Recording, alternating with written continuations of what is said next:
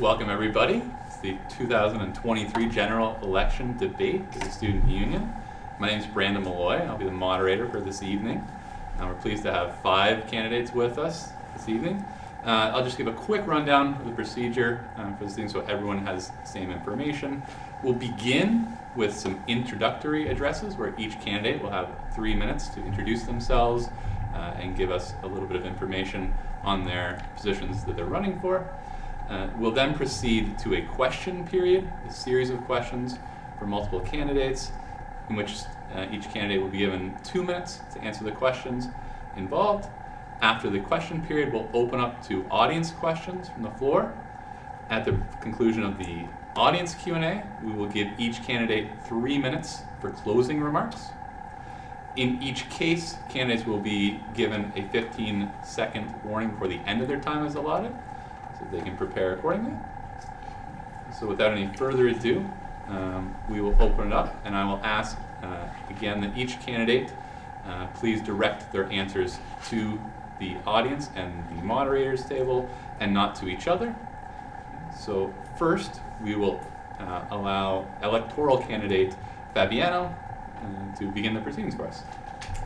Hi everybody who made it out here tonight, and also to everybody watching through the stream at home. My name is Sophia Fabiano, and I'm running to be your Student Union President for 2023-24. I'm from Ottawa, Ontario. It's quite a ways away. My parents have had to drive it a couple times. And I'm taking a BSc Biology program with a minor in studio art. I really like the balance of taking a science major and an art minor. As well, I have been involved with the Student Union for quite a while, and I chose StFX because I liked the qualities that a smaller campus and smaller class sizes had to offer, and I knew I wanted to be involved from the moment I stepped onto campus, and the size of this school made that possible. I love it here, and I want to continuously improve it and provide for students on campus. A little bit more about me. I played competitive sports as a kid. I have a passion for the environment. I really like Lego, which is kind of a little fun fact. And I'm just really excited to be here chatting with all of you tonight and sharing my platform.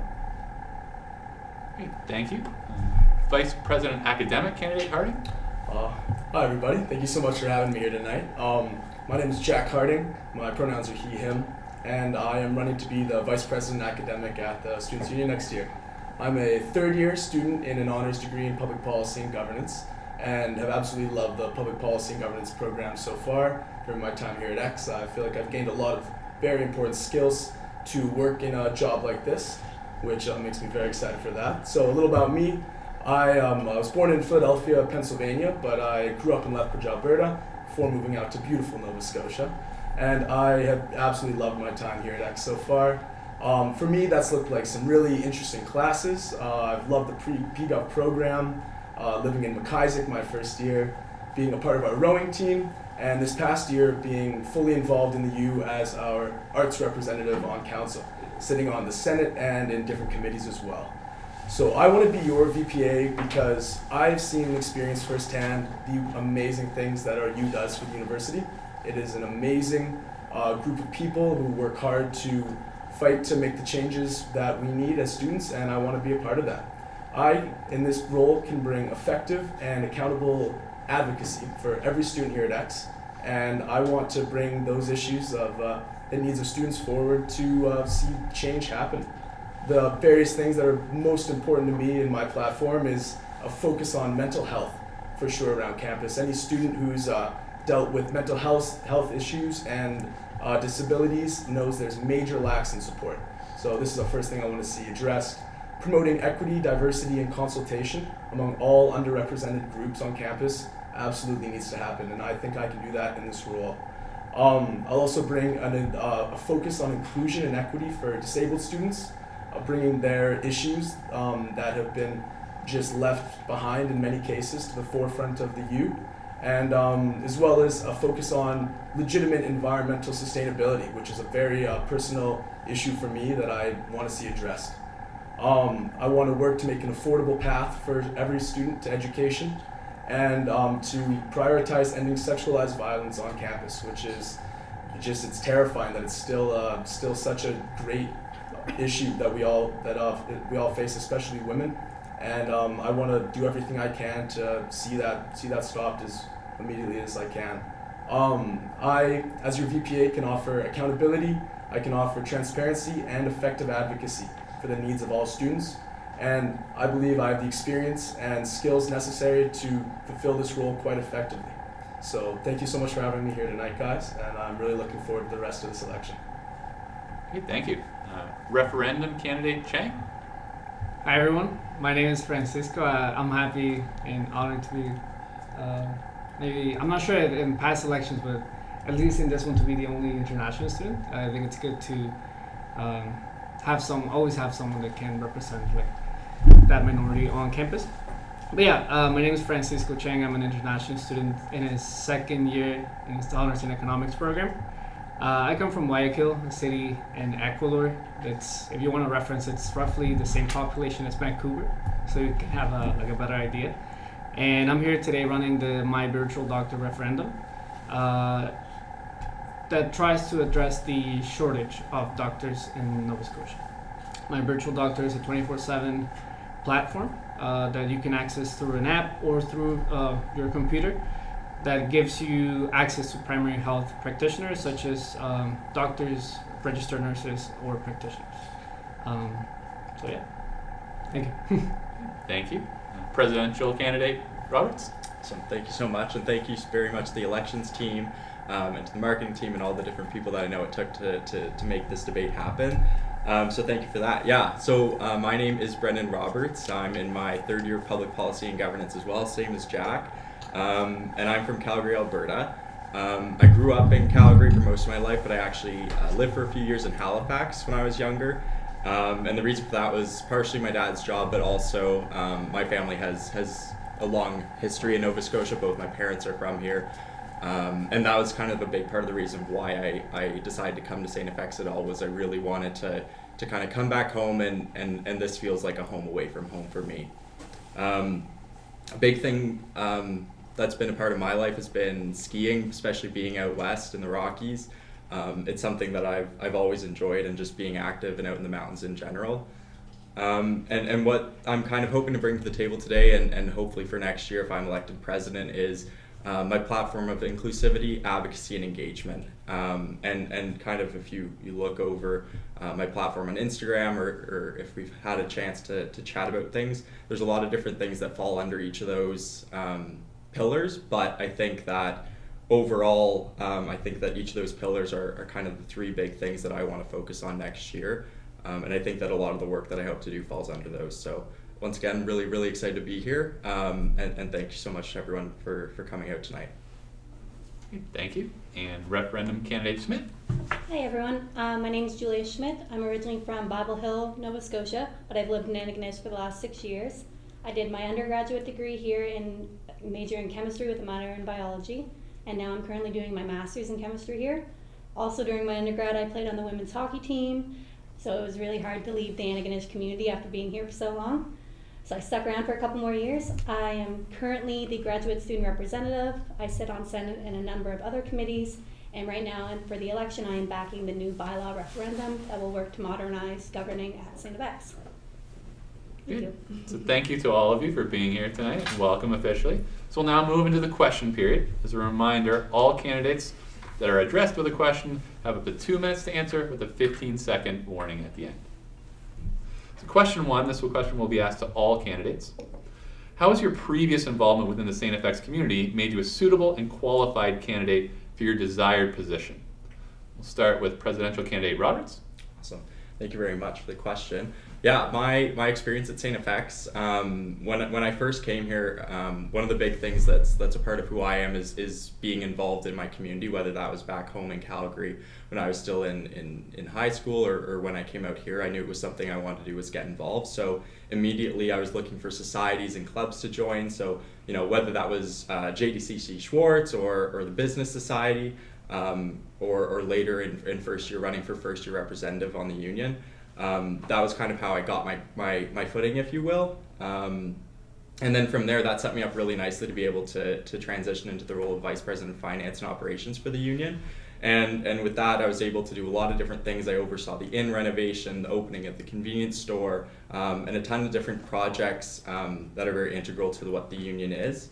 And those skills and that experience that gave me, especially seeing kind of the inner workings of the union, really helped me out this past year in my role as president, where I kind of, am looking not only at the very operational side of the union and more internally, but also more broadly in our external advocacy at the provincial and federal government and just to the university more broadly. And I think that what this experience has kind of shown is that, not only do I have a fairly significant amount of experience working within the union, but also just navigating the university and the complexities that the university can present. So whether that's navigating the academic senate or board of governors or any number of situations, I think that those are skills that I have because of the work that I've been able to do over the past couple of years. So Great, thank you. Presidential candidate Fabiano? Thank you. So I have been involved with the StFX Students Union since I came to campus. In first year, I was a member of my MSB House Council, which was super duper fun. I was our intramural representative, and I learned just some really integral things about StFX as a community.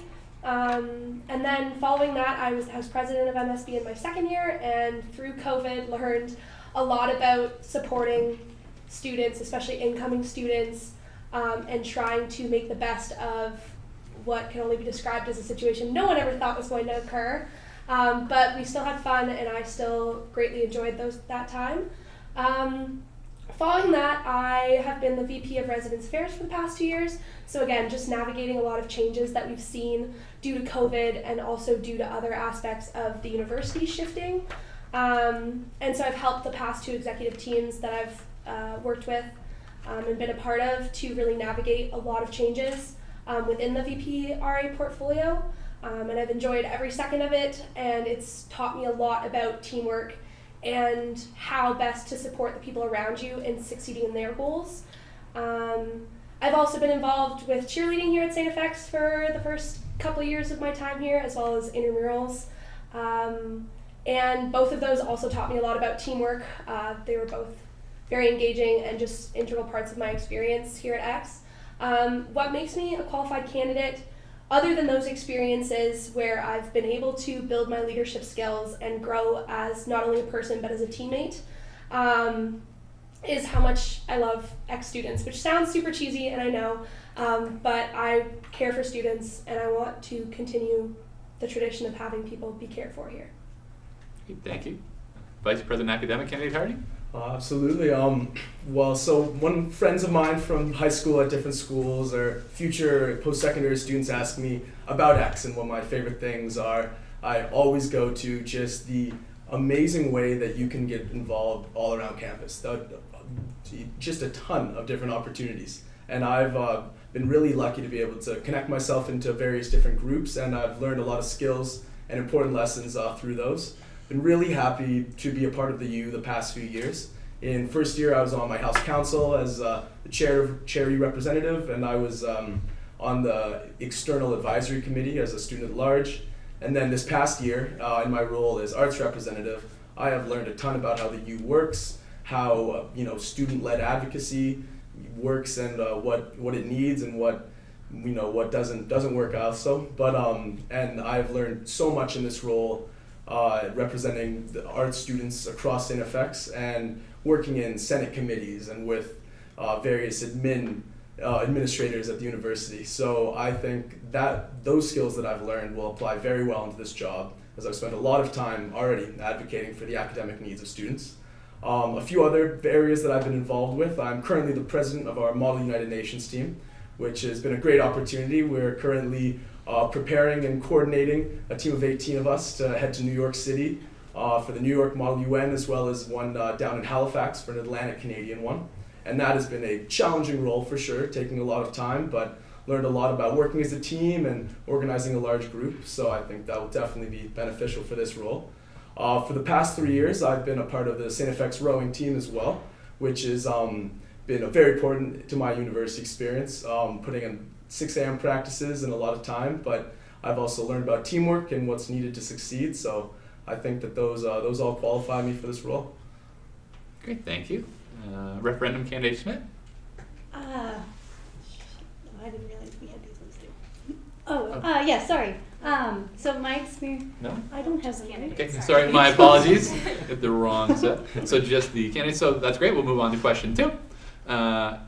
So the question is, how would you promote inclusion, equity, and diversity among the student body if elected to your desired position? This question will start with presidential candidate Fabiana. Thank you for the question. I think an important aspect of fostering inclusion, diversity, and equity within our student body is fostering it within our union. I feel that the union's consultation practices are somewhat outdated, and we're not meeting students where they're at. We're asking them to come to us, which is not the best way to meet with the most students and from the most backgrounds and from the most experiences, and promoting that diversity of consultation. So if I were elected, I would really push that we start meeting students where they're at, start seeking out diverse and new people to engage with the union, and I think that extends to our events. We put some great events on, I'm not going to deny that. I love a good country night. But not everyone likes country night, not everyone likes country music, and we need to expand the union's thoughts and ideas surrounding events and how we engage with our student body. And that starts with something as easy as asking people what they want to see from the new inn once it's renovated, or having societies get more engaged with our programming. I know our current VP activities, Callie Beaton, is doing an amazing job trying to engage with more societies, and we have a campus full of crazy, cool, diverse, inclusive societies, and we should be leveraging this incredible community of people that are already finding their place on campus, and we should be finding them a place more engaging and a more active role within the union. So I think that would foster inclusion and diversity within the student body as well. Great, thank you. Presidential candidate Roberts? Awesome, thank you. Yeah, so one of my pillars of my platform, as I mentioned in my opening remarks, is actually inclusivity, because I think that that's a really big part of who I am is growing up, is wanting everyone who is coming into a space or coming into a new school like StFX, where they might be moving across the country. I want people to feel included. And I kind of have 3 sort of key goals that I want to try and hit over the course of the next year if I was elected president. So the first being increased collaboration with the DEC directly. So I think that over the course of the past year, we've seen what we can do when we do work together, and the types of programming and events that we can put on when we work together. And I think that we need to do that a lot more. And a way that we can go about kind of fostering those conversations and really reaching out to people, especially the people who are working in the DEC and the relevant societies, is by creating an equity, diversity, inclusion coordinator for the union. So actually having someone in the union working within the organization, as opposed to just the broad level oversight that the different representatives bring to council, which is still very important perspective, and we want to make sure that we have EEI really ingrained in our core governing structures. But we also need to make sure that at the same time, we're dedicating time and effort and money into actually kind of the boots on the ground work, if you will. So and then the kind of last thing with that is that has to do with my platform is continuing the transition to hourly wages. So one of the biggest barriers that I've seen that a lot of students working at the union face, even at the executive, sub-executive level, is financial barriers. They don't have enough money necessarily to be able to afford to work for the union. So by raising those wages to hourly rates instead of just volunteer honorarium, we can hopefully kind of remove that financial barrier. Okay, thank you. And Vice President Academic candidate Harding? Yeah, so the Vice President Academic plays a crucial role when it comes to equity, diversity, and inclusion at StFX, because leading the push when it comes to changing academics and what our curriculums look like, all these different aspects of our education, to make sure to include each of these factors at every single level is so important to ending the continually existing discrimination that diverse groups face all around campus. Personally, in this role, what I can guarantee is very often and consistent meetings with all different diverse groups across campus, seeking equity, who've been traditionally underrepresented in our student government, in our in academics, and throughout campus as a whole.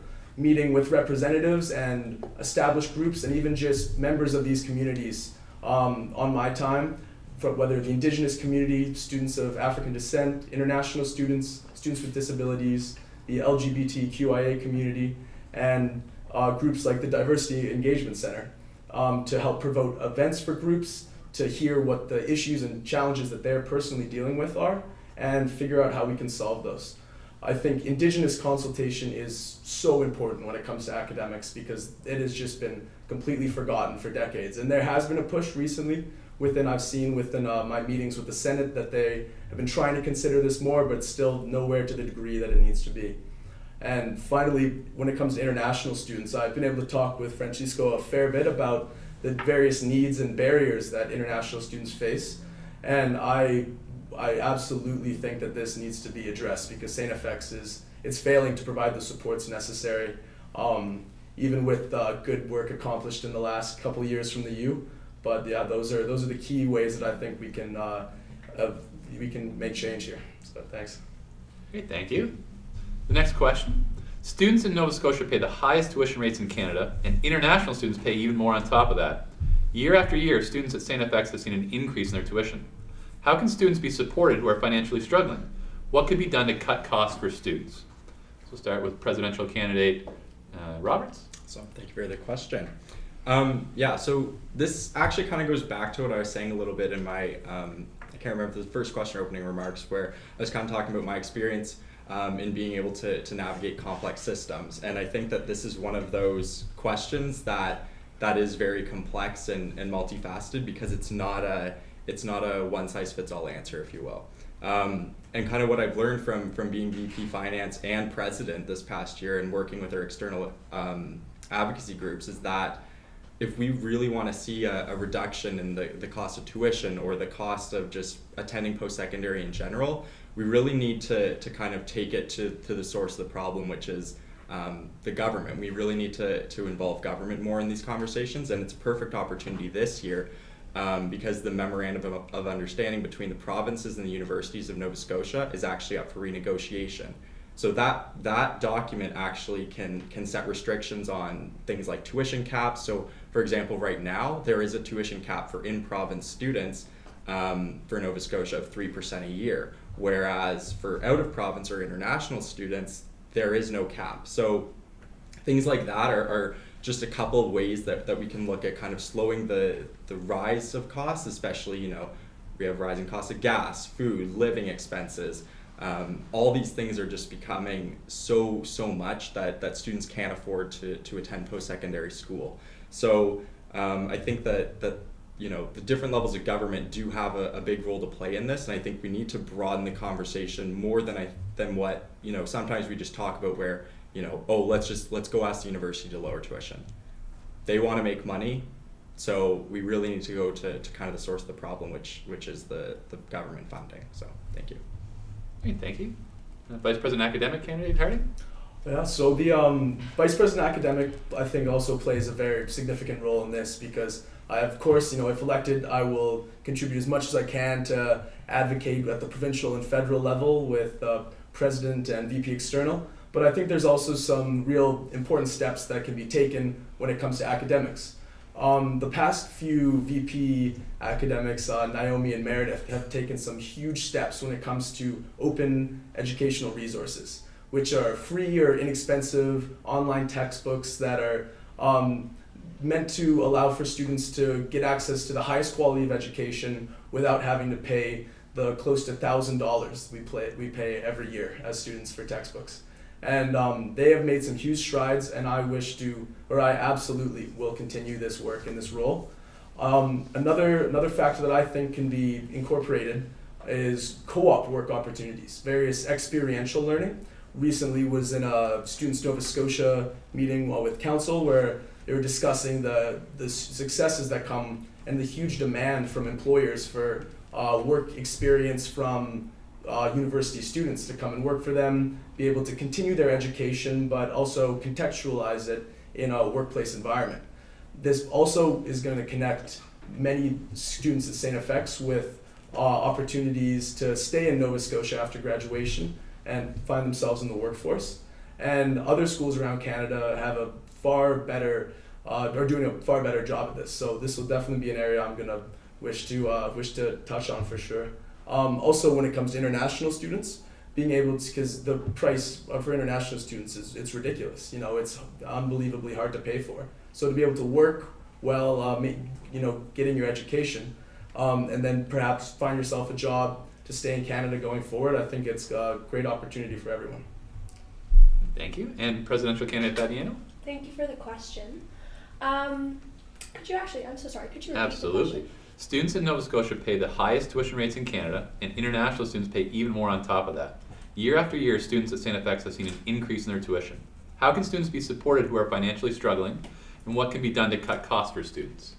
For sure. I definitely think it's a multifaceted question, with one of those facets being advocacy, 100%, advocating to the government federally and provincially for funding changes, tuition caps, all of that is super important. But the government, and both the provincial and the federal government, work on different clocks, and students need support now. They need services that will help reduce the cost outside of the concept of tuition. And so I think the union, with a team of executives that work within different portfolios, has a lot to offer for this. We have the Kevin's Corner Student Food Resource Center that helps alleviate food insecurity on our campus, and I think we've made some really good funding strides in that department, and I think bolstering what we do at the KC SFRC is huge. I also think, as candidate Harding mentioned, OERs, continuously pushing for our professors and our students to know what OERs are, have the information they need to know which classes have OERs so they can maybe sign up for those classes specifically, and just keep pushing for more use of OERs and more understanding of why they save students all this money and why they are just as good as regular textbooks. As well, I think we're facing a very interesting housing situation in Antigonish right now. The cost of rent is just continuously increasing for a town in which normally rent prices have never been this high. And I think having conversations with the town about how to better engage with landlords and try and create a better system for students who rent is also huge. So housing, food insecurity, textbook costs, those are all one thing, and then advocacy to the government is another, and they both need to work at the same time to alleviate student financial stress. Great, thank you. Question 4. The environment and climate are more important by the day. How can you make StFX and the Student Union a more sustainable place? We'll begin with Vice President Academic Candidate Harding. Okay, so the climate crisis and environmentalism will absolutely be a key point of all the work that I'm going to do if elected into this role. This is a very important issue to me. These past 2 years, I've been an executive with the Antigonish League of People for Climate Action, where we have been taking various different responsibilities around the town when it comes to maintaining a green community here, promoting environmental action and climate sustainability. When it comes to actual steps to take, the two main goals that I've been leading within this group right now are first to address the energy plant in the middle of campus. Recently, you might have seen we held a rally outside of Mulrooney where we were just raising awareness of the fact that we have a plant burning toxic oil fumes into the air we're breathing as students, and it's extremely inefficient. It's extremely, it's terrible for the environment, and a renewable option would be much more sustainable and would give us more independence in, the case of a hurricane, for example, coming through and taking out power for a week. So I believe that that's a huge step. We're currently looking to go and negotiate with the provincial government to seek more funding, as the university has told us that they're on board with the plan. And secondly, I've also been leading talks with university administration to divest all university assets. So this would mean moving the university's endowment and all of their various investments away from fossil fuels and the oil and gas industry to a more sustainable portfolio. I've met with Vice President of Finance, Monica Foster, and I just actually heard that I've got a presentation for the Board of Governors Investment Committee coming up. So these are the two things that I think absolutely need to happen. And so thanks. Thank you. Presidential candidate Fabiana? Thank you. As a biology student, I am acutely and always aware of the challenges that climate change that we face with climate change. As well, I think climate anxiety is a huge aspect of a lot of students' lives, and it's very tough to be dealing with climate anxiety. So I think having some resources available for that. I know there was a climate anxiety seminar this past year, which I think was amazing. I think there's a lot of small things that the union itself could be doing to kind of alleviate our carbon footprint, and then continue our advocacy towards green campus on a whole. Although, as I did read an article a while back saying that Antigonish was on its way to net zero, which I think is really interesting. And I think that's a fantastic example of a community that's come together against a common goal. But I think the union can do things such as use less paper, make sure all our lights are turned off, move towards using more sustainable things like reusable cups. There's a container program on campus that runs through the Bloomfield Cafe called Kano, which has been great. It's super easy to use, so promoting that to students. Continuing our advocacy towards having more sustainable energy options for campus. I had originally investigated, apparently there's solar panels on the roof of the sub, but I don't know how much power from that is actually going to the student union building, so figuring out if that's a sustainable option for the sub. I think climate change is an ever-present issue, but there are lots of little things that students and the student union can be doing to alleviate climate anxiety and our carbon footprints while still advocating for larger changes within the infrastructure of our university. Thank you. And Presidential Candidate Roberts? Awesome, thank you. Yeah, so, I don't think I need to really explain this to anyone, but StFX is over 150 years old. And if it's over 150 years old, there's definitely, there's going to be some things about this campus that aren't sustainable, but and I think that the past couple years we've seen a bit more participation and willingness from the student body to want to sort of seek that change to be a bit more sustainable. But I think we can still put a bit more pressure on the university and work with them in a collaborative sense to really steer away from some of the carbon footprinting that we've done in the past number of years. So I think one of the biggest things is for example, Mulverney Hall was built to LEED Gold standard, which is a sustainability standard. So, making sure that new builds, such as the new health Center for Health Innovation, which is going to be going up where Lane Hall was, making sure that that's built to a similar standard, I think is something that's really important. As someone who sits on the Board of Governors right now in my role as president, the conversation actually about the power plant in the middle of the campus is something that we have been talking about, and I know it's something that there definitely is interest around. Their concern is, of course, the finances of it. But I think that's really where the union can come in and say, no, this is something that is really, really important to students, and let's try and fast track that project or bump it up on the list of kind of things that we want to see going on, because it is at the top of students' minds. It's one of the things that students really want to see.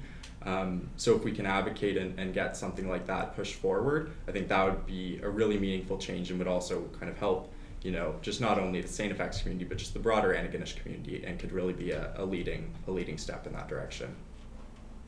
Great, thank you. The next question. There have been 3 deaths in the past 18 months from meningitis B at Nova Scotia universities. What do you think can be done to spread awareness about vaccinations and the disease? So, Presidential Candidate Fabiana? First of all, this is an extremely sad situation that we've lost 3 students to meningitis B. I think the biggest part of awareness is just proper information. So ensuring students know if and how they can get the vaccine, where they can get it, if they choose to want to get it, that is. Figuring out if they already have it. Some students might already be vaccinated from when they were kids. They don't, it's all about providing students with the information and the routes to get the information that they need to make conscious decisions. We're all adults. We can make decisions that are responsible, and I think having students know that they can call their family doctor if they have one and ask if they've had the vaccine, knowing if the student union health plan covers the vaccine, knowing what other health providers cover the vaccine, ensuring that students know here's the symptoms for meningitis B and what to do if you are presenting these symptoms. I think another key aspect though is not to cause students to panic. Provide them with the information, provide them with the information about access, coverage, all that kind of thing, and then continue the advocacy to make it accessible to anyone who wants to get it. So continuing to advocate that it is covered by provincial health coverage. If it's not covered by the student union health plan, how do we get it covered by the student union health plan? And working with organizations like B4Chi, who already have a lot of this information ready and willing to give to students, I think is huge. And so I think information, access, and providing students with peace of mind surrounding all of this confusion and all of this information is important. Thank you. Presidential candidate Roberts. Awesome, thank you very much. Yeah, this is definitely a sadder question for sure, and it is a really kind of upsetting fact, and I think it is causing a lot of concern around the province in general, especially our age demographic as being one of the most vulnerable to this disease. And it's interesting because this conversation is one it's not really, I wouldn't say necessarily new in the past couple of years, especially within student unions. And it's something that Students Nova Scotia has actually been kind of talking about and having conversations with the provincial government on. And we've actually had even conversations with the Minister of Health, Michelle Thompson, on this. And in one of our most recent meetings with her, one of the things that she actually said was, because we were advocating for free vaccines and pop-up clinics at different universities across the province. And what she told us was that although there is a vaccination that is, ready and could be mass produced, it hasn't been approved or get by the appropriate authorities for mass distribution just to anyone. So right now they're really only using it in special circumstances for vulnerable populations. But given that it hasn't been approved for mass usage, that's kind of why we haven't seen that rollout yet.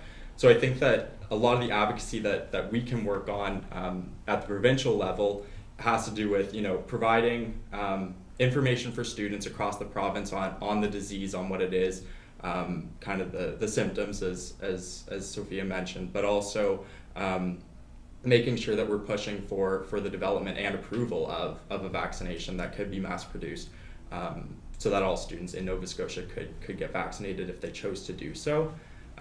So I think that's kind of an important thing to note, is that we don't want to just jump into anything, but we want to keep having these conversations and have the door open so that we can jump the gun kind of when things are ready to roll out. Okay, thank you. And Vice President Academic Candidate Harry? So both candidates Fabiano and Roberts, I completely agree with both of them that this is a very scary reality for all Nova Scotian students right now. There's no way to put it. It's terrifying. But I think, especially with a vaccine that's not fully available yet for mass distribution, the main priority we can take as the U is to focus on education, and that's both education of what symptoms look like, what to be looking for, so that if you do think that you might have gotten the disease, you can get immediate medical attention with the rapid onset that this disease takes, and also education on some myths or anything that's untrue going around about the illness. Just sticking to a complete rollout from the U and the university of the facts that people need to know to keep StFX students safe. And I think the fact that hasn't fully happened yet it's a dangerous gamble, because we don't want to wait until something happens. We want to take action now, and I think that that's the action that needs to happen. Thank you. The next question. What is your opinion on the continued mask policy on campus? Presidential candidate Roberts? Awesome, thank you very much. Yeah, so I know that this is definitely an interesting conversation because it's something that I think is on a lot of people's minds, especially now, being in kind of the year after COVID, if you will. We know that's not really the case. COVID is still around, but kind of post the fact of having all these restrictions in place that we were once used to. I think what we need to do is start to be a bit more innovative and creative in terms of the restrictions and protocols that we're taking, depending on the situation. Because we want everyone who's coming to StFX, for an academic, for their academic journey to feel safe and included and welcome. And we really need to kind of keep an eye on that. So, with that, I think there is some displeasure amongst the student body around the current mask mandate.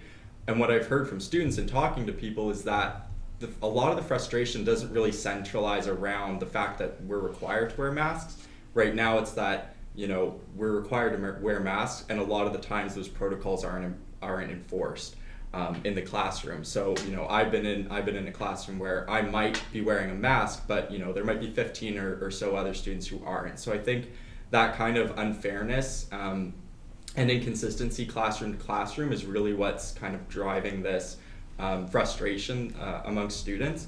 So I think that over the course of the next year, or rather the summer, where we kind of have a break, I think we really need to work with the university to figure out, what is the guidance of public health? What are they kind of asking for?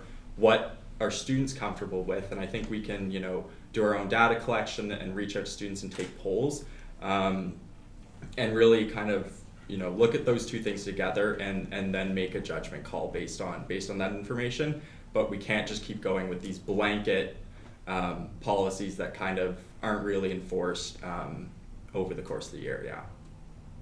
Thank you. And Presidential candidate Fabiano? Thank you.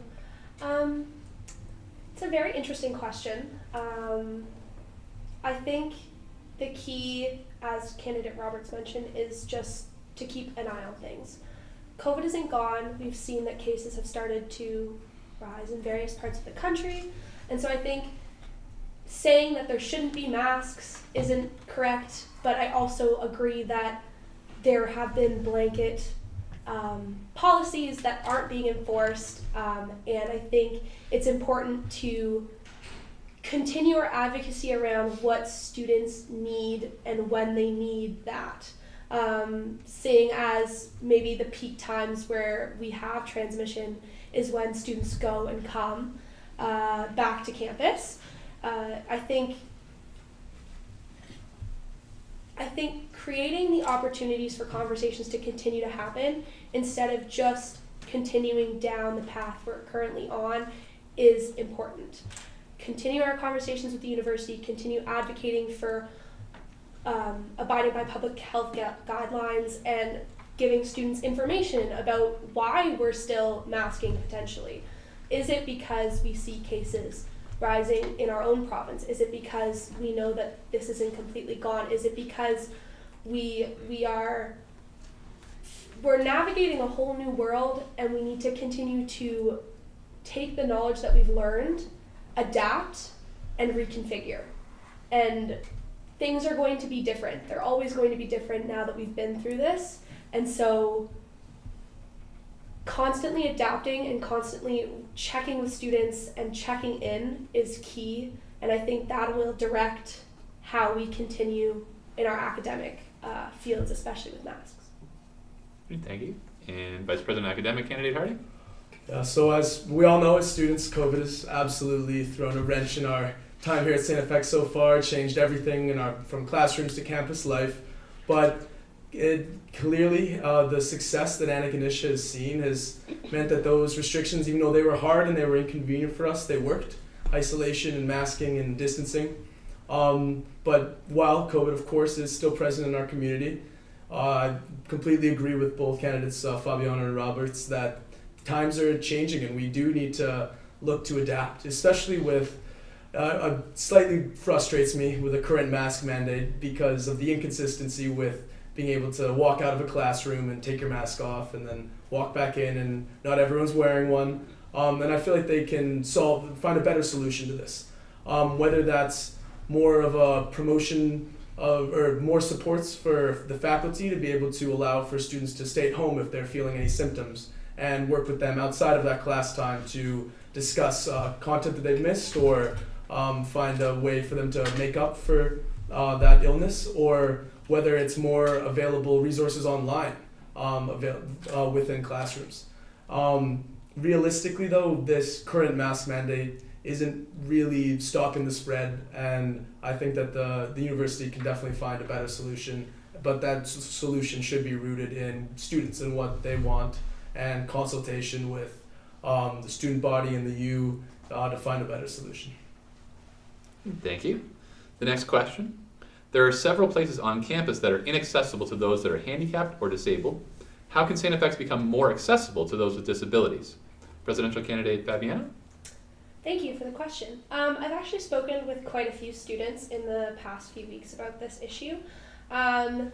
Taking the example of the annex is completely inaccessible. You have to go up a set of stairs, down a set of stairs, back up a set of stairs. It's completely irrational as a building, but also completely inaccessible. So taking that example, the university has agreed with a number of universities across the province to be accessible by, I believe it's 2023 actually, by this coming year. And we haven't seen any movement towards this goal. What is the university going to do to meet this goal? I think we should be pushing them. I think we should be pushing for a plan. I think they've had people come in and assess campus, but where has this report been made available to students? What is being done? I think these are all important questions that we need to be asking of the university if they are going to meet this goal. Aside from physical accessibility, lots of our campus and our campus resources are inaccessible to students who struggle with mental health issues. And I think there needs to be shifts in how we address accessibility on a whole, including how we advocate for better resources to be allocated on our campus, more than just the Tramble Center, as well as figuring out what the Tramble Center could be doing better, because there are things that they could be doing better that they are not providing for students right now. So I think accessibility on a whole is a huge issue on our campus, and talking to students who are affected by these problems is step number one, and then advocating and pushing the university to become accessible in all levels is step number two. Thank you. Vice President Academic Candidate Hardy?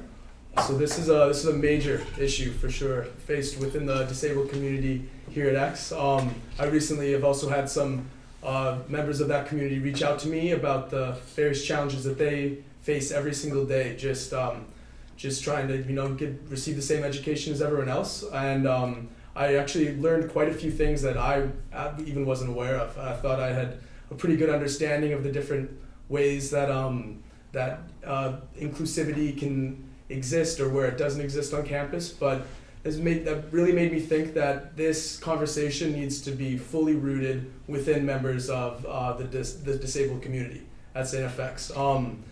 Compared to other maritime schools, there isn't a true space on campus designated for students with disabilities. There's no formal advocacy group, and if myself in this role can facilitate that, I absolutely would love to see that happen in this upcoming year, because that having some sort of permanent space to come together and discuss the various needs and challenges that each individual within this community faces, and then bring those forward to advocates like myself, to then take on to the people who are going to make change where change needs to happen. So I think this the conversation should start within that community and have their voice amplified by anybody in a role of advocacy. I also think outside of the physical barriers on campus, that mental health services and support absolutely underserves students facing mental health illness issues and disability. I'm a student with the Tramble Center, and they're a fantastic group, but there is, aside from them, there's a significant lack of available mental health supports, and this will be a focus of my role as VPA on supporting students in classrooms with mental health issues. Thank you. And Presidential Candidate Roberts? So thank you very much. Yeah, this is a very, very important question, and I appreciate what the other candidates have already said about kind of broadening the definition of accessibility and making sure that when we're talking about accessibility that we are talking about beyond just the physical accessibility of campus. But I'll start with that first, because I think, you know, kind of going back to what I said before, StFX is really old, and you know, there are a lot of buildings on this campus that aren't accessible. Bloomfield Center, you can't even get through the bottom doors if you have a certain type of disability. So I think things like that are definitely things that are important that we need to address. And in kind of looking at the Accessibility Act from Nova Scotia that's set to be in place by 2030, the kind of goal with that is that any new buildings on campus that are being built are going to be at a certain level where they are fully accessible to students. The only issue with that act is that it doesn't consider outdated buildings or historic buildings or buildings that were already here to begin with. So buildings like the Annex, building like Bloomfield Center don't actually qualify for that act and don't need to be fully accessible by 2030 because they're grandfathered in. So I think that's going to be a big push, is pushing the provincial government to also increase funding to universities so that they can afford to make the other physical changes to these different spaces, because you know it's great if we can build the new buildings around that are accessible, but if you know the core buildings, if the student center that students we want to come in every day and you know do our programming and events and things, if students can't come here, you know that's not really accessible.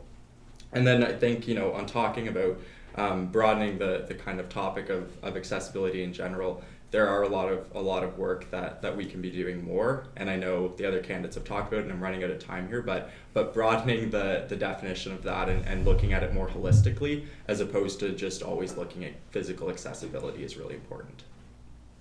Thank you. The next question. Hurricane Fiona showed how the StFX community can work together. What do you think went well in the aftermath?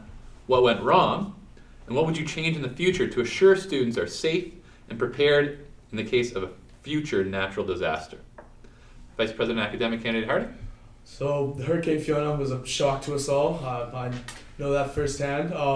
And our community is still recovering right now. I absolutely think that not only myself as an Albertan being completely unprepared and really having no idea of what was coming and what we were in for, but I felt like the campus as a whole needed just a big push from the U, from the university, from the town of awareness, what to do, what to go out and get. And there definitely were efforts there, but absolutely I think this needs to happen for people like myself who might not have understood how bad a hurricane could get. But so I think awareness absolutely needs to play a larger role. Also, when it comes to successes, we saw how Kevin's Corner, like the Food Resource Center, played a huge role in food security for all students who were without power, without food, and it offered them a place to come and make sure that they would have food for that night. And so I think that not only during a natural disaster, but Kevin's Corner and Food Resource Center deserves a lot of both appreciation for that, but also more of a commitment from the U going forward.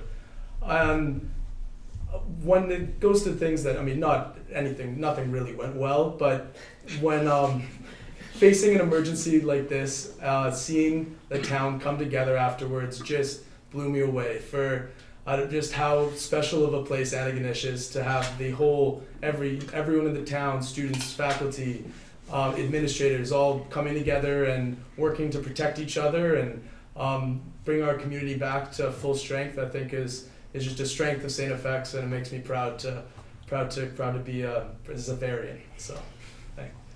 Good, thank you. Presidential Candidate Roberts? Thank you so much. Just to start off, I think it also was really amazing just to see everyone come together, and I think that really shows the true Zavarian spirit as times of crisis.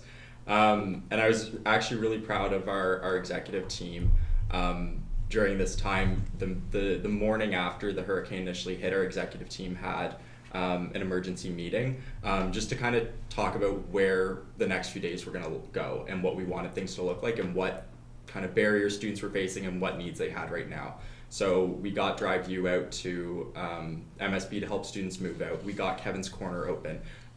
We worked with the Alumni Affairs Department to raise funds for students, raising over $20,000. We dedicated thousands of dollars to the emergency grants program. So there's a lot of different things that we did during that time, of course, in the aftermath to try and help kind of repair some of the damage that was done. I think that the biggest thing that I think a lot of students were unsure of was just what was going to happen. And that was a big piece of the advocacy that we tried doing with the university during this time. But I think moving forward, we really need to have an actual kind of plan in place for when disaster strikes that students can expect to happen. So, if the power goes out and this happens, what do I do? Like, I don't think a lot of students really knew kind of the protocols that were in place, if they even were in place. And I think that that's kind of a direction we can go. And also just making sure that communication is happening effectively between different departments and students, because I think, sometimes when we're in crisis mode and we're trying to deal with different situations or multiple situations, we sometimes forget about the people who are really the ones affected, and that's the students, especially those living on campus. So I think there's a lot that went well, but I think there's a lot of learning opportunities that we can take from this experience. Thank you. And presidential candidate Fabiano?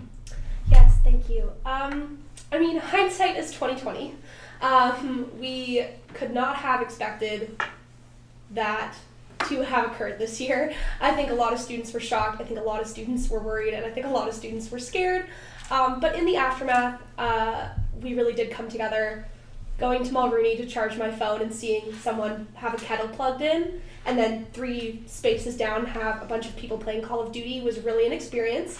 And I think it, as both candidates have already mentioned, it really was a show of just who ex-students are, and the lengths that some people will go to play video games.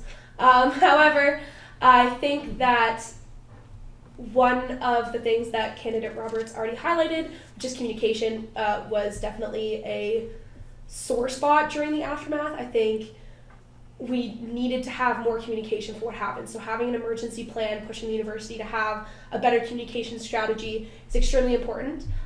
I think, however, one of the things that went the worst, I would say, is the fact that some students are still living in the aftermath, and they've slipped through the cracks. Some students never got back to going back to their houses. Some students are still displaced. Some students are living at home again. Some students are still suffering from the cost they had to replace for food, for electronics, for any sort of thing they lost during the hurricane. And they have slipped through the cracks of our aftermath was 2 weeks long. We dealt with everything and we're back to normal. A lot of students probably are not back to normal. But we have made no effort to reach back out and check in and follow up on issues that had arose. So I think treating the aftermath as being so short is one of the key issues that I think we had.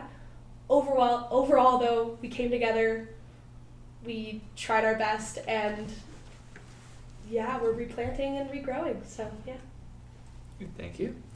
The following question is for Francisco Chang for the My Virtual Doctor referendum. How does this program differ from the program already offered by the Health and Counseling Center that is free of charge? Hello.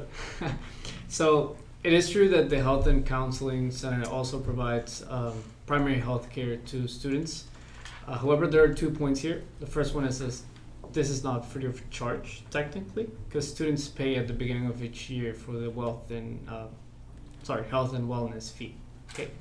Regardless if they use the service one time or 100 times, it's one like a single payment fee. Everyone pays $125. That was this year. And second, the health and wellness, the council, it's not 24/7 access. Okay, that's the main difference with this My Virtual Doctor referendum. The Health and Counseling Center on campus has hours that vary during the week, and it's not open during the weekends. Yes, this referendum is not trying to replace what already exists, but it's trying to maybe make it stronger, if you can call it like that. So yeah, I know I have limited time, but I wanted to share my experience from last year. Some people know that I come from a tropical country. So when I came here for the first time, my body was not used to this weather. It was not prepared of these changes or fluctuations from one day to another. I think it's still not prepared for it. But last semester, I got really sick during a week. There were 2 days in which I could barely move from my dorm, and my friends had to help me with, I would give them my ID and they would get food for me. So I couldn't even move to the physical office that's here. I can't even imagine if I had to go to the hospital. So in that sense, this My Virtual Doctor app tries to include those students that might be in those situations that can't really move on campus to get access to healthcare. Yes, thanks. Thank you. The following question is for Julia Schmidt for the bylaw referendum. Explain how these new bylaws will modernize the governing documents of the Students' Union. Perfect, thank you. So many years ago, the U underwent a governance review, and after working with a consultant, it was found that many areas of the current bylaws needed to be improved. So a number of people over the last couple of years, or number of years, have been working on implementing and creating new bylaws that will modernize the student governance structure at X and better align our student union government with other university student unions across Canada. So these bylaws will work to enhance the student engagement, responsiveness, and governing potential at X by clearly defining and simplifying the governing mechanisms such as committees and impeachment and council and executive positions and relationships. For example, the council and executive positions are being restructured. It will be retitled, and the council will actually be shrunk, so it will provide a more effective council. By redefining these structures, it'll give students the opportunity for a more accountable representation and less contradictions, as the current bylaws have many of them. So the new bylaws that are being presented are much shorter, but this is actually done by design. So similar to a country's constitution, it will provide more of a framework rather than it's not to make policy, but rather to provide information of how a democratic process of what should happen or what can happen. So these new bylaws are less constraining, they're not contradicting, they're shorter, they're more to the point, and they can change with how student union needs to change. So they will empower more effective policy making and will hopefully modernize student union or student governing at X to better help the students. Thank you. Thank you. So that concludes our question period. We'll now open up to any audience questions that we may have. Yeah, absolutely. So if you could ask your question, and if you have any particular candidates that you'd like to address the question to, you may. This is just also, when you said for accessibility, there's this quote that one of my friends told me that accessibility, when you're making policies, it's designed for the able-bodied, because even with hand sanitizers or using the washroom, one of my friends is in a wheelchair. I have to fill my hands up so she can wash her hands in a bathroom. There's not even one sink that's shorter. Would you like anyone particular answer, or just all? Just in general, I guess. What's your thoughts on that? Because if it's there are students, and even when you have guest speakers or stuff, sometimes they are in wheelchairs. It's it should be common sense, but why doesn't that get implemented? Okay. Presidential candidate Fabienne. Thank you so much for the question, and thank you for being here tonight. I think this is extremely important because how we address our issues does have to come down to our policy. And I think accessibility should be embedded in our policies. But it's also hard to say those things but not have experienced them. So I go back to, we need to talk to people, we need to engage with people, we need to meet them where they're at and say, hey, what have you experienced? And how can we put this into this new policy that we're creating? Or how can we're undergoing this governance review, we have a policy manual that's going through. Can we change anything before that policy manual goes through to make them more accessible? I think yes. And I think those are all questions that previous union executive teams should have asked, and I'm sorry that those slipped through the cracks, but I think it's incredibly important that moving forward we have the opportunity to hear from students who have faced those issues and again try our best to understand them, implement new policies, and implement new ways of thinking in our own brains to even identify these problems before they happen.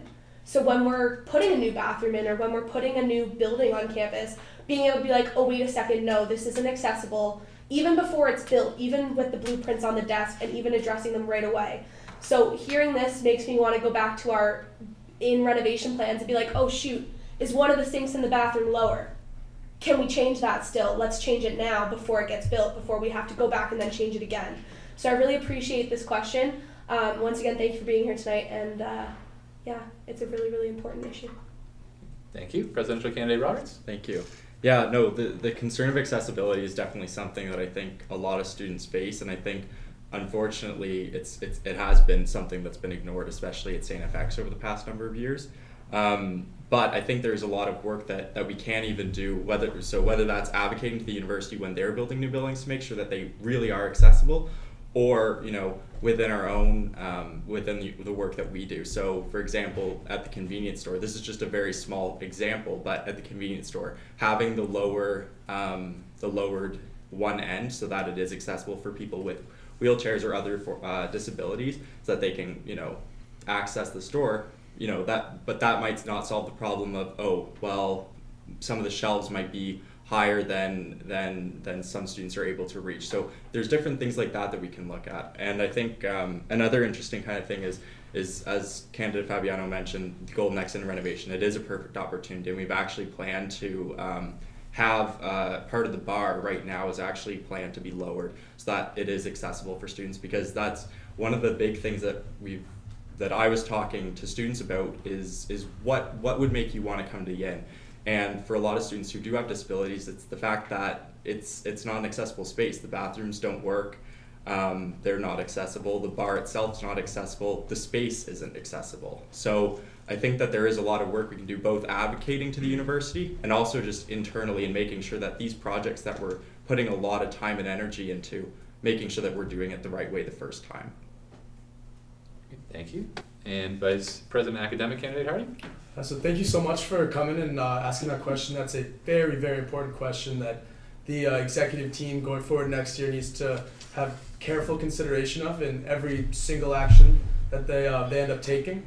One thing, because I completely agree with what candidate Roberts and Fabiano have to say, that there's a lot of things we can do going forward, and just trying to cut off various choices that we have made without thinking fully through how they impact every student here at StFX. One thing I wanted to add on was that I think that there absolutely should be a space on campus for students with disabilities to come together, to have as their own, to speak about the issues and the needs that they have. Because if every individual tries to seek out an advocate and bring that forward, that's what we've had so far, and clearly there's been a lot of failures and things that haven't been met. So somewhere and some designated group for the needs and issues that are so important to the disabled community at StFX, for them to be able to have a body to advocate, I think is a priority for next year. And so yeah, thank you so much for coming though. Thank you. Is there any other questions? Yeah, please. Question. We talk about inclusivity and those sort of things, and when I look in this room, I see 15 people in this room. A third of them are candidates. A third of them are running. So I'm just kind of trying to figure out what are your positions and what are you going to try to do to increase the student vote, and to ensure that when we do have elections, you're running and you know that the people that are elected into the student union actually have the mandate of the student population, because right now, you look at the amount of people voting in these elections, and it's very small, to the point where you have to start to wonder whether or not people are in agreement with the things that are being done. So I'm wondering, going forward, what is going to be done to increase the student vote? Thank you for the question. So, presidential candidate Roberts. So thank you. Yeah, thank you for that question. It is a very good question, and it's interesting because StFX is a very engaging place where a lot of people are very involved. But I think that involvement sometimes gets lost in translation, and I don't think a lot of people fully always understand the full extent of the work that the union does, and that's on the union. That's on us. We need to better educate people on the things that we do, the events we put on, the programming we do, because I don't think a lot of people really can conceptualize the fact that the union runs the inn. Like, that's somewhere that I like to go, and I think bringing kind of awareness to the work that the union does, I think, is a really important step in trying to increase voter turnout and everything like that. If there's one thing I've learned from taking poli-sci classes is that when there's a low voter turnout, more often than not, that's because people don't really have faith in the institution that they're electing for. And I think that in some cases is the case here. I think it's not always the fact that students don't necessarily care or that they don't want to care. I think that they just don't always know why they should care. So I think that's kind of a big thing that I want to focus on. And I think really promoting and promoting the work that the union does in kind of all assets, whether that's external advocacy, working within residences, working at the Golden X Inn, the convenience store. There's so many different things that we do. So I think really highlighting those is important in trying to bring in more people into the elections and just more broadly. Thank you. Vice President Academic candidate Harding. Yeah, so thanks for the question. I absolutely agree that is a crucial issue that we're facing. When it comes to solutions, before running my campaign last year as arts representative, I saw the U. I walked by the sub every day, and I knew the things that it did, but I never really gave it too much thought and didn't really consider all the different things that actually tie into that, all the work behind the scenes from the many different people that make up this organization. And so that, is absolutely on the U to push that out there and show people, hey, we just got a huge win from external advocacy and, had a new policy passed, or some just those kind of successes, making them clear and available. And also, I think the last few years, of course, with COVID, it's been challenging for people to get involved, and just weird having to, not being able to go to some things and going to some things, and capacity limits. And I think that now we really have a clean slate. Coming out of COVID, we have an opportunity to redefine not only our education and our academics, but what the U does and how that works with students. How engagement in residences works. Events at the inn, making it a more accessible place so that it can get support from all students, because that's the function. This whole building is meant to be a group of students for students, fighting for the needs of students, and maybe it's that's not clearly available now or completely understood by everyone, but I absolutely agree that needs to change. Thank you. And presidential candidate Fabiano. Thank you again for your question. I'm going to try not to repeat too much of what the other candidates said, because I wholeheartedly agree. Getting the word out about what we do, increasing our marketing push, really trying to get to the root of what students need to know about the union is huge. But I think part of what I took away from your question too is, how is someone who's elected with such a small voter turnout supposed to function and know they have the capacity to do so? And I think the biggest part about that is you don't. With a small voter turnout, you have to continuously push for consultation. You have to continuously be talking to students, because only a small percentage elected you, but there's a whole percentage of other students that also have these concerns and have these issues. So getting out there continuously, over and over again, trying to get to those students, trying to understand the issues that aren't just your issues, that aren't just your team's issues, that aren't just the union's issues. They have to be everybody, all of our students' issues. They can be from one group, they can be from another group, and we can figure out what they have in common. We can do all that, but with such small voter turnout, because it's true, we do have small voter turnout, and it's unfortunate. you have to continuously work and earn the votes that you did have and try and earn the votes of the people that didn't, because that is crucial in representing a student body. You have to represent the whole student body regardless of the percentage of the voter turnout. I hope that answered your question. Thank you. Are there any other questions from the audience? Yeah, please. Yeah, just to follow up, because I think Brendan kind of touched on this a little bit. Kind of the idea that there's kind of been an erosion of faith in the U over, I'm just speaking for myself, over the last little time that I've been here, I think. Do you think that there's been any reason or any specific reasons that you see since you've been here or since your time here, and this is for all candidates, that maybe the U has given reason for students to lose some of that faith? Great, thanks for the question. Vice President Academic, Kennedy Harding, would you like to go first? Oh, yeah, absolutely. For specific reasons, I think that definitely COVID had a role in that.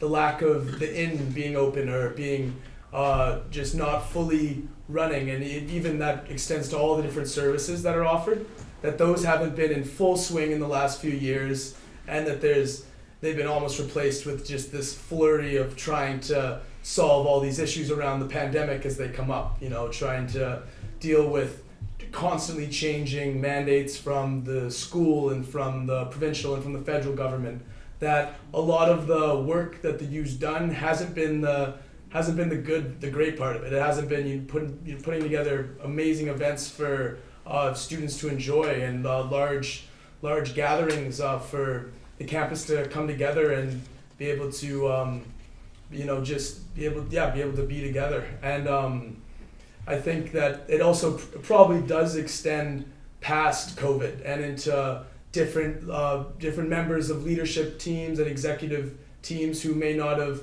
completely done their role. But I think that also gives us, going into this next year, a unique opportunity to remind students of what good governance looks like and what strong advocacy and effective policy making to create the best student experience possible. And I believe that there's a great group currently working at the U, and that this next year will have a chance to really change things and hopefully earn that faith back from the students. Absolutely. Thank you. Presidential candidate Fabiano. Thank you for the question. I can't quite see who asked it, but thank you. This is a very topical question because there's definitely frustration. There's been frustration through the pandemic. There's been frustration through a lot of changes that have come down the pipeline from the university. And as the role that I've played as the VP Res Affairs for the last 2 years, I've seen the frustration firsthand. I've had my own sub-executive staff be frustrated and completely fed up with everything and all the changes through the pandemic, through changes that student life has had. And I think it's been really hard for even the union, as it is, to accept those changes and keep pushing. It's been a constant struggle of finding the happy medium between what we've done in the past and what we need to do in the future to continue to function, and that can look a lot like not doing anything. And it's very hard to put it into words, but I understand the frustration that students have had with the union. There have been a lot of changes and a lot of losses of typical programming, a lot of loss in understanding of what we've been doing, and I think a lot of it has stemmed from the pandemic. There was a lot of things that the union just could not advocate for. We were pushing, and it just wasn't happening. And I think the frustration that students have felt about everything going on in the past 2 years has definitely resulted in frustration with the union. And I think we need to continue to try and repair that relationship as best we can with our students, and just continue to try to put our best foot forward and regain that faith from students. So I hope that answered your question. Thank you. And Presidential candidate Roberts. And thank you for your question too. I don't want to jump on the bandwagon too much, but I definitely think that COVID COVID has played a major part in kind of this downward spiral I think that the union's almost found itself in the past couple of years, just because we've lost that engagement. And that's honestly why a part of my platform is engagement, because I think that, you know, this year was a very transitionary year. I think, you know, last year really was still pretty much full COVID. Things were weird. This year, you know, we're wearing our masks, but I think that next year is really where we're going to start seeing some changes, and I hope to help lead some of those changes, because I think, you know, one of the best parts about StFX is the engagement that there is, and I don't think we've really seen that over the past couple of years as we have in, say, the past 10. And I think it honestly goes into the previous question that you asked, Oster, too, about you know, engaging people in the work that we're doing so that they feel inclined to want to participate in the things like elections. And I think that has to do with a lot with transparency. So that's transparency from the board of directors or the executive team, that's transparency from council, that's transparency from the work that's going on behind the scenes of the union.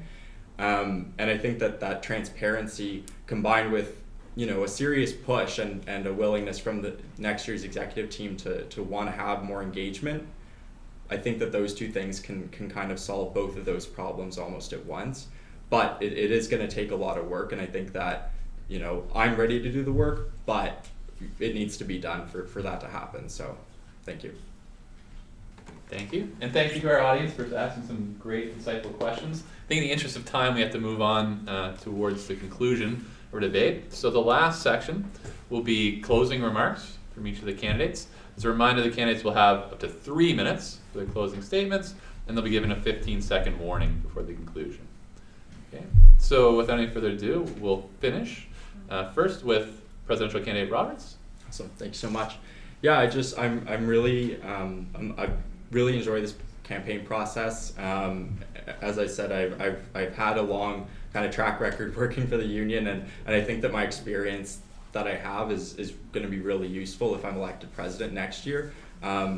It'll honestly be, I think, one of the first, if not one of the first times that there's been a re-elected president, and I think that experience that will come with that is going to be really useful, especially just not having to kind of go through the transition process and being able to jump right into the work.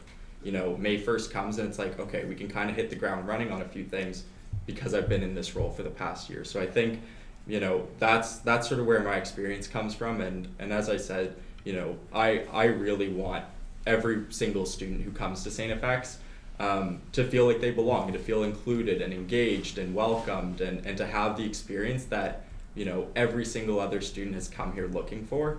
That's really, really important to me, and I really want to work next year with the executive team and working with the university and you know, as many groups on campus as I can to try and bring up that engagement and awareness of the work that the union does, and just making people feel comfortable coming up to 4th floor, because it is, you know, it's a bit scary for people to come up to 4th and knock on someone's door and ask a question. But if we can, you know, break down some of those barriers that people face, whatever they are, wherever they're kind of struggling at accessing us or whatever, I think those are strides in the right direction. So yeah, with that, I'll kind of stop there, but I just want to thank again the elections team for putting this on, and for Dr. Malloy for coming and moderating, and the marketing team as well for coordinating all this. So thank you. Great, thank you. And presidential candidate Fabiano?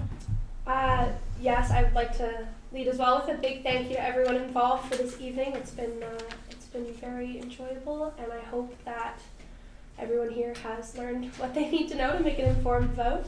I think I'd like to finish by just highlighting some aspects of my platform. So I'm running on a platform that includes student experience, advocacy, and campus safety, while really focusing on themes of inclusivity and equity through all of those. Some of my main goals include sexual violence prevention, so providing more resources to students for sexual violence prevention on our campus, creating opportunities for the union to engage in more conversations surrounding SVP on campus, and really just hoping to advocate for more resources to be allocated to Heather's office. And I think this is a crucial aspect of the next couple of years for the sexual violence prevention on our campus. I'd also like to see an increase in inclusive and equitable and diverse events through the union. So as I mentioned in a previous question, just really pushing our boundaries for what an event looks like that's run by the union. And finally, just advocating for better housing conditions for students who live in the niche, as well as affordability asks like increased OER production and increased OER funding. I'd also like to just finish by saying thank you for all the questions this evening, especially for pushing how we think about the union and how we think about the roles that we might play in the next year. I think the most important thing I've learned over my past years of involvement with the union is that a president's job is to support and help their team to succeed in their goals as well. So I'd love to lead a group of like-minded students from all sorts of diverse backgrounds and just really accomplish some great goals for students next year, push our advocacy wins, have some really fun events, and kind of rejig how we function as a union. I think I'm equipped to do that, and I would really like to earn the responsibility of caring for our students here at X and representing them to outside stakeholders. So I hope to have earned your vote here tonight, and I appreciate your time, and I hope everyone has a lovely evening. Great, thank you. And Vice President Academic, candidate Hardy? So thank you so much to everybody who was able to make it out tonight and ask some really insightful questions that make us really ask the hard questions. And I appreciate that, and everyone who came out online. I hope I was able to share some information about my platform. I am would love if anybody wanted to talk afterwards or reach out to me by email or Instagram to discuss more what I value and what I think I can absolutely bring to the table in this position. I hope that you've seen that both my experience and the goals that I'm holding very, very close to and that I'll work to apply in this role make me a good fit for this job. I believe that I can make some real important changes as the VPA when it comes to academics at X, and my experience on Senate and in those committees gives me a bit of a head start to get on that already. So just feel free to reach out, and I really appreciate everybody coming out. One last thing as well is the 2 referendums. There's been a ton of time put in by a lot of people. So there's a lot of people who've made this happen, and I think they're definitely worth taking a read over yourself. So thank you all for coming out tonight, and have a good rest of your night, guys. Thank you. That helpful transition. We'll move. Francisco Chang for the My Virtual Doctor referendum. Yeah, so I would also recommend people to reach out to me through Instagram or through the email we have, because unfortunately for the time constraint, I couldn't really talk in depth about this program. To close, I just wanted to mention something. So currently, St. Francis Xavier cannot hire doctors. So if you need a prescription, the pharmacy can prescribe, but this is not free for students that are out of province or international students. So let's say in my case, if I have a fever or if I need a certain medicine, my easiest option would be go to the ER to get the prescription first. But the problem is that the ER is already handling people from anti-image. They're maybe having real emergencies. So in that sense, this program is trying to alleviate that the health system in town. Okay, some quick facts. So this My Virtual Doctor offers access to healthcare professionals in over 30 languages. So in that case, that's good. This service is not free, so it costs $44.85 a year, but that breaks down to less than $4 a month, which I think it's accessible. And it would provide 12 months of access. Okay. Also, most importantly, there's an opt-out option.